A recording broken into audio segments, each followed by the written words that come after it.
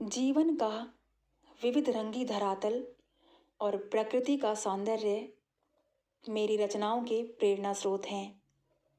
प्रेम पर अटूट श्रद्धा मेरे साहित्य की प्राण शक्ति है। यद्यपि साहित्य सृजन स्वांत सुखाय होता है, फिर भी मैं इसे सामाजिक दायित्व मानती हूँ। मेरी रचनाओं में सुंदर के साथ सत्य और शिव का संगम है। पंजाब और हिमाचल का लोक जीवन मेरे साहित्य की पृष्ठभूमि में झांकता रहता है, क्योंकि उस मिट्टी से मेरे तन मन का जुड़ाव है। स्वभावतः उसकी सुगंध तो सदैव बिखेरती रहूंगी। यह संतोष शैलजा जी का आत्मकथ्य है, जिसका वर्णन डॉक्टर सुशील कुमार फुल्ल ने अपनी पुस्तक हिंदी के सृजनकर्मी में किया है। संतोष शैलजा हिंदी साहित्य को समृद्ध करने वाली महत्वपूर्ण महिला लेखिकाओं में हैं। 14 अप्रैल 1937 को पंजाब के अमृतसर में जन्मी शैलजा का बचपन वहीं बीता। मैट्रिक के पश्चात माता लीलावती जी और पिता दयाराम जी के साथ उनका दिल्ली प्रवास आरंभ हुआ, जहां उन्होंने एमए और बीएड तक की शिक्षा प्राप्त की। बाद में दिल्ली में ही उन्होंने अध्यापन का कार्य भी किया। 1964 में उनका वैवाहिक गठबंधन श्री शांता कुमार जी से होने के पश्चात पालमपुर उनका स्थायी निवास बन गया। संतोष शैलजा को पढ़ने में इतनी अधिक रुचि थी कि उनके मित्र उन्हें पुस्तक कीट के नाम से पुकारा करते थे। स्वामी विवेकानंद का उनके जीवन पर अमिट प्रभाव पड़ा।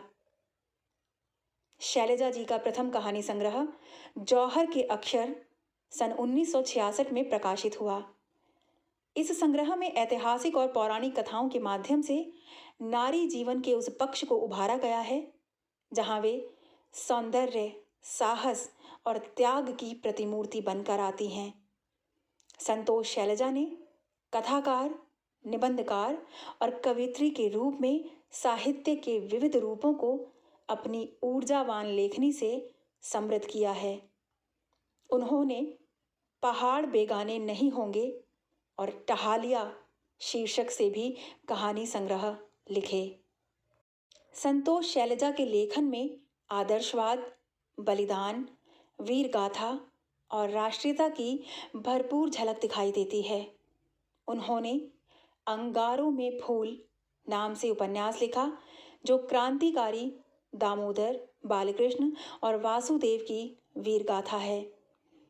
उनका एक अन्य उपन्यास कनक छड़ी है, जिसका कथानक स्त्रियों के इर्द गिर्द घूमता है, जिसमें पंजाब के अंचल की खूबसूरत बुनावट है। उनके उपन्यास सुन मुटियारे को महाकाव्यात्मक उपन्यास की श्रेणी में रखा जाता है, जिसका कथानक बेहद विराट फलक पर बुना गया है। उन्होंने निम्मी नाम से एक लघु उपन्यास भी लिखा। हिमाचल की लोक कथाएं उनकी एक महत्वपूर्ण पुस्तक है, जिसमें प्रदेश की मिट्टी और संस्कृति की धानी महक है। बाल लेखन उनके रचना कर्म का एक महत्वपूर्ण अंश रहा है।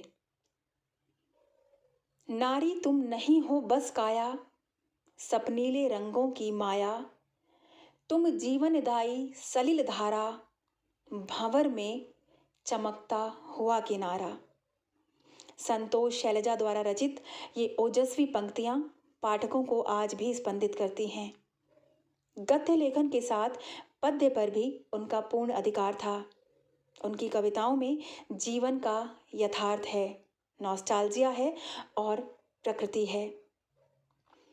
ओ प्रवासी मीत मेरे जीवन साथी शांता कुमार और संतोष शैलजा की कविताओं का संयुक्त संग्रह है, जिसमें विरह के क्षणों को शब्दों में पिरोकर उन्होंने विरह को हमेशा के लिए अमर कर दिया।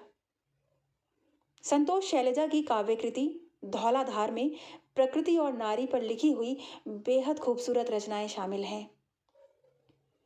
नव शिशु सी दूब, दूध की दंतुली सी, नोक पर चमक रहे वर्षा कण, जो शिशु अधरों पर अंकित हो, माँ के चुंबन। आप बहुत याद आएंगी।